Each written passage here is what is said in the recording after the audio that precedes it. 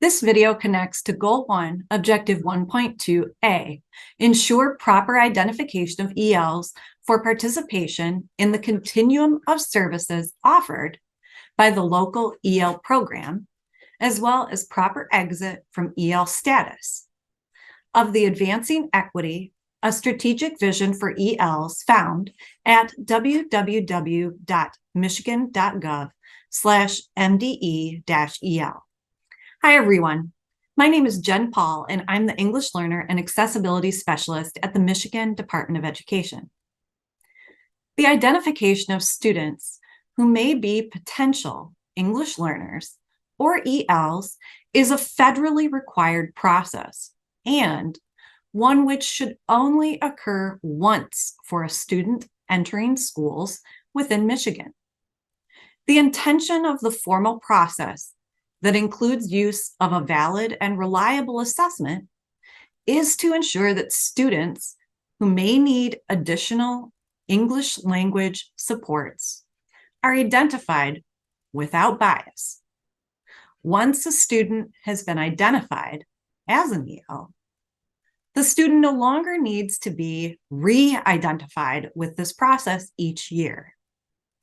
However, the student does need to take the summative WIDA Access for ELLs assessment until they achieve proficiency as outlined in Michigan's entrance and exit protocol. Step 1. The identification process starts with the Home Language Survey, or HLS, questions. Districts must ensure that these Michigan Department of Education approved questions are part of the enrollment form for all students who have never before enrolled in the district. The questions that must be included for all newly enrolling students are: Question 1, is your child's native tongue a language other than English? If yes, ask, what is that language? Question 2, is the primary language used in your child's home or environment a language other than English? If yes, ask, what is that language? These questions cannot be modified or changed. If a parent or guardian answers yes to either question, the student must be given an assessment to determine the student's level of English language proficiency. The assessment educators must use is called the WIDA screener. No additional information from the students is required for students for whom a yes does not exist. Check to see if you have these questions as a part of your enrollment process. And if not, add them in. Remember, these questions should be only asked of all students who are newly enrolling students to the district. Students that are re-enrolling do not need these questions, nor should answers be updated for students on a year-to-year basis. The Home Language Survey is available on the MDE website at www.michigan.gov/WIDA.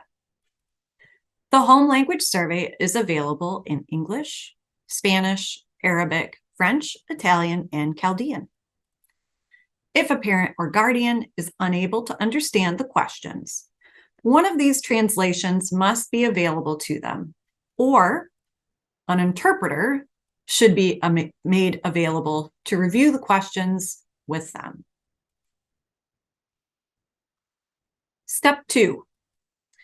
A district or building's English Learner Assessment Coordinator should schedule students who are identified to be screened using the WIDA screener. According to federal law, students must be screened and determined to be English learners or not within 30 days of the start of the school year or within 10 days after enrollment during the school year. Information about how to access the WIDA screener can be found at www.michigan.gov/WIDA in the Michigan Guide to the WIDA Screener. Step 3. Once a student has been screened, store and record their scores. Not only must scores be kept on file in the student's CA60 or permanent record file, but they must also be entered into the OEAA secure site. This ensures that a record of the district's compliance with federal law exists. And by entering the scores into the OEAA secure site, a district additionally ensures that the student does not need to be rescreened in the event that they transfer to a new school district shortly after being screened. Educators should enter scores for all students who were screened, not just those who will be identified as EL. Entering scores into the OEAA secure site does not identify the student as an EL. It only records the score. Step 4.